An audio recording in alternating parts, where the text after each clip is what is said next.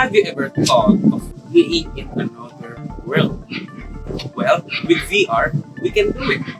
Virtual reality let us explore new things, learn new skills, and experience things that we've never experienced before.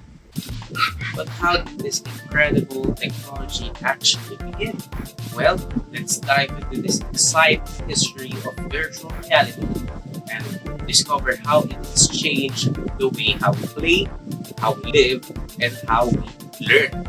Well, to truly understand how virtual reality became what it is today, we need to look back at its long and surprisingly rich history. First, stop the early concepts from 1800s to 1900s. The seeds of VR were planted long before computers even existed.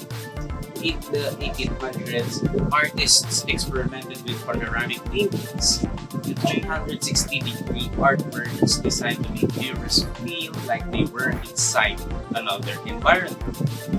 This was one of the earliest attempts at visual immersion. Second stop, the birth of mechanical VR in the late 1950s. VR technology truly began in the 1950s with the filmmaker and inventor Morton He envisioned an immersive machine that could engage with multiple senses: sight, sound, smell, and touch. In 1962, he created the Sensorama, a huge arcade-style machine that showed 3D movies with stereo sound, vibration, and even sense.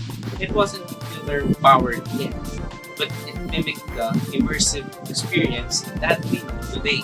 Third stop, the next major breakthrough came from a computer scientist named Ivan Sutherland, often called the father of computer-generated graphics.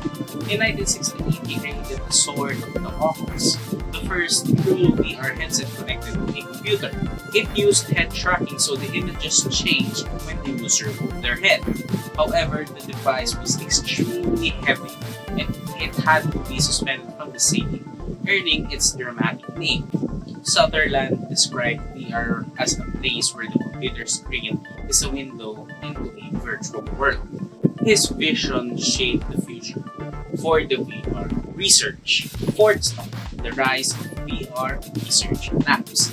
During the 1970s and 1980s, VR development shifted into universities, government agencies, and research labs. In 1982, NASA even began experimenting with VR for training astronauts. In 1984, VPL Research, founded by Jaron Lanier, became the first company to sell VR products. They introduced devices like the Data Glove, the iPhone, a predecessor to more modern VR headsets, and full-body VR suits. And Jaron Lanier popularized the term virtual reality during the year. Fifth stop, the VR goes public audit opinion. In the early 1990s, VR became a mainstream buzzword. Arcades installed VR machines, movies like Lawnmower Man fueled interest, and companies raced to create a VR gaming systems. The notable examples of these gaming systems were the Sega VR and Nintendo Virtual Boy, but it only offered red and black graphics and caused eye strain. This era was full of excitement, but the technology wasn't even ready yet.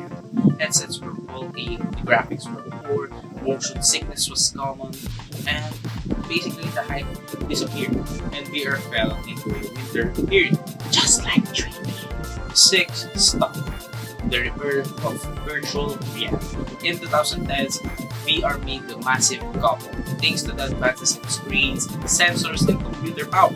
In 2012, a young inventor named Palmer Luck launched the Oculus Rift on Kickstarter. It became a huge success and proved an immersive, affordable VR. So the modern systems including the Oculus Rift, the Meta Quest, HTC Vive, the PlayStation VR, and Valve Index. So these systems included with high-resolution displays, accurate motion tracking, and room-scale VR, creating immersive experience that we know today. And we're here in the present and beyond. Today, VR is much more powerful, wireless, and more accessible than ever. In the future, VR may become as common as smartphones. Well, maybe. we don't